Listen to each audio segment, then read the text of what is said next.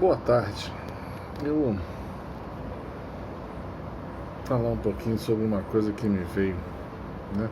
Isso tem vindo para mim repetidamente, né? Primeira coisa, a palavra que me vem é aquela que Jesus sobe num determinado monte, ele olha para o povo e fala que é um povo sem pastor, né?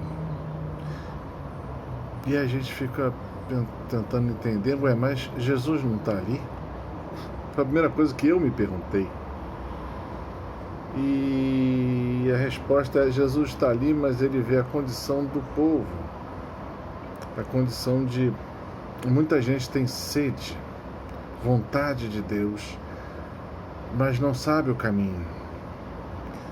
E Jesus ele ia se multiplicando, vamos chamar assim, usando os seus apóstolos, os seus discípulos. E eles eram, se eu não me engano, né, além dos 12 apóstolos, mas algo em torno de 100, 120 discípulos. Pô, gente para burro, né? Mas ali, numa dessas passagens, tem 5.000 homens. E se tem 5.000 homens, bota aí a mesma quantidade de mulheres, né? Até mais, que geralmente a mulher tem muito mais religiosidade do que o homem. E criança, né? Porque onde a mulher vai, ela leva o seu filho. 1, 2. Então, a quantidade de gente ali era uma coisa fantástica. E ele olha para aquele povo e seu coração se enche de amor por aquelas pessoas que estão precisando de ajuda. E ele começa a ensinar. Isso ele faz o tempo inteiro, né? Eu tenho escutado isso muitas vezes. Eu vi uma mudança na igreja, que é o Concílio Vaticano II, teve acertos e erros. Ai, quem é você para dizer uma coisa dessa? É só uma questão de análise, né? E nessa análise você vê acertos e erros. E a maioria dos erros é as pessoas falando no espírito do concílio, não naquilo que foi escrito. E aí começam os devaneios, né? E a Santa Amada Igreja, santa porque o Espírito Santo está nela, o Senhor está nela, o Senhor é a cabeça da igreja. Entra num período de turbulência que a gente vive até os dias de hoje, né? Como Nossa Senhora fala em diversas aparições, que são mais ou menos isso. Às vezes nós parecemos estar sem pastor, né? Porque a horas uns dizem isso, daqui a pouco outro diz aquilo, que é totalmente contrário. E as pessoas ficam perdidas. E nós ficamos assim, com esse sentimento. E aí o Senhor me fala: olha para mim. Teve 3 ou 4 profecias que eu escutei em menos de um mês, que falava exatamente isso. Com a grande confusão no mundo e também dentro da igreja, porque tem muita gente que está tentando fazer a igreja se parecer ao mundo, se conformar ao mundo. E no mundo, Jesus fala: tereis tribulações, em mim tereis paz. O que não faz sentido com o movimento de hoje. E por isso Jesus fala: eu vou agora tomar conta direto do meu povo. Isso veio em 3, 4 profecias que eu escutei no último mês. Quando você vê isso, uma profecia começar a se repetir, é porque o Senhor quer dar um ênfase muito grande nisso. Ele fala: olha para mim, olha para aquilo que eu disse, olha para o meu ensinamento, olha para os meus, né, aqueles que eu ensinei, os meus apóstolos, olha o que eu ensinei para eles, olha o que eu ensinei para aqueles que vieram depois, patrística, né, ensinamento dos doutores da igreja. Olha o ensinamento, olha o costume que eu fazia todos os dias. Você vê, Jesus falava, ele não tirou um traço da lei, ele só aprimorou. Ele fez todas as festas judaicas, as festas das tendas, as festas disso, as festas da semeadura, a festa da colheita, a festa do perdão, todas as festas o Senhor fez, e nelas todas ele pregou com ênfase nelas. O Senhor não tirou nada, o Senhor só acrescentou, melhorou, e a gente não sabe de nada. Então eu queria falar assim, que a gente às vezes pode ter esse sentimento, mas não fica com esse sentimento não. Veja o que Jesus falou, estuda a palavra de Deus, pega o novo catecismo, dá uma lida nele, ali tem muitas respostas para o entendimento dos nossos dias, né? Posso ler os catecismos antigos, o Latrão, tal, pode, Pio XII, pode também, eles não são antagônicos, eles só vão se aprimorando. Pega, estuda, lê. E o Senhor fala, né? No começo a gente tem que pegar a palavra e entender ela. Depois ele fala assim, estuda mais. Pega a tradição da igreja. O que é a tradição? É o ensino que foi passado de pessoa para pessoa. Tradição, a história contada de pessoa para pessoa, que não foi escrita muitas vezes. E depois pega a doutrina, que é o ensinamento dos apóstolos, né, dos papas que vieram de lá para cá, dos santos. Pega a vida dos santos. Está com uma dúvida grande, vai ler uma vida de um santo. Ali muita coisa vai ser desvendada para você, né?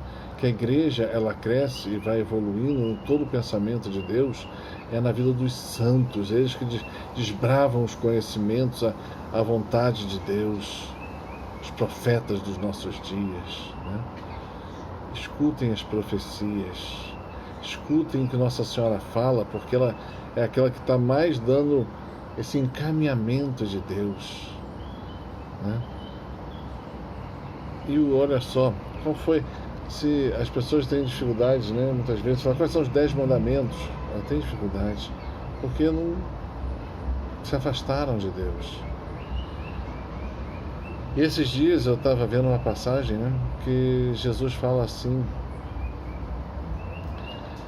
e morreu, ressuscitou, está lá se encontrando com os apóstolos toda semana, e antes de ele subir aos céus, ele reuniu os apóstolos e fez a sua última ensino, com eles presentes, que era ide e evangelizai, ide e batizai todas as pessoas em nome dele, para que elas sejam salvas, e evangelizai. O que é evangelizar? É passar o evangelho. O que é evangelho? É a boa nova de Deus, passar as boas novas de Deus, notícias de Deus, as notícias do alto, as notícias de esperança.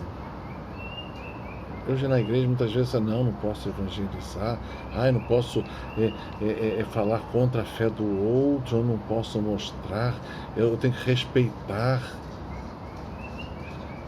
A pergunta que eu faço, você respeita os outros ou respeita a Deus? Você crê nos outros ou crê em Deus?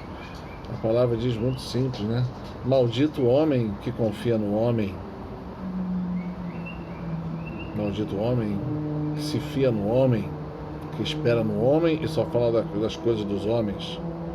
E bendito é aquele que vem em nome do Senhor, trazendo a paz, a alegria e salvação. Olha como as palavras são diferentes. E o Senhor nos deu o mandamento, ide e evangelizai toda criatura, todo ser humano. A quem a gente está obedecendo? Quando a gente for para o nosso santo juízo, no dia de nossa morte, o Senhor vai perguntar, o que tu fizeste da tua vida? Escutaste o que eu te falei? Seguiste os meus mandamentos? Andaste nos meus caminhos? Escutaste a minha voz? Mas Senhor... Você não vai poder falar isso. A resposta é sim ou não. E o Senhor está te perguntando, por onde tens andado? Segunda coisa que o Senhor está te dizendo, deixa eu ser o teu pastor. Hoje nós precisamos desses pastores. Na igreja, antes do concílio, todo padre é um homem de Deus chamado à santidade. E muitas vezes, depois do concílio, veio um relativismo muito grande, que todo padre virou um homem comum, que está na igreja, que anda por lá. Não, não é isso. E eu falo, aprendendo dos esporros que Deus me dá, né? Eu vi uma missa outro dia e o padre, nossa, pregou com força. Meu coração ardia, pegava fogo. Eu, ao acabar a missa, eu falei: Senhor, esse padre é bom, hein? E ele virou para mim e falou assim: não, filho, ele não é um padre, ele é um sacerdote do Altíssimo. E eu entendi. O Senhor quer esses homens santos de Deus, que pregam com a força do Evangelho, no poder do Espírito, e que guiam o seu povo, que tomam conta do seu povo, que dizem o norte que devem seguir o povo de Deus, né? E depois da missa eu fui falar com ele: Padre, o senhor hoje estava...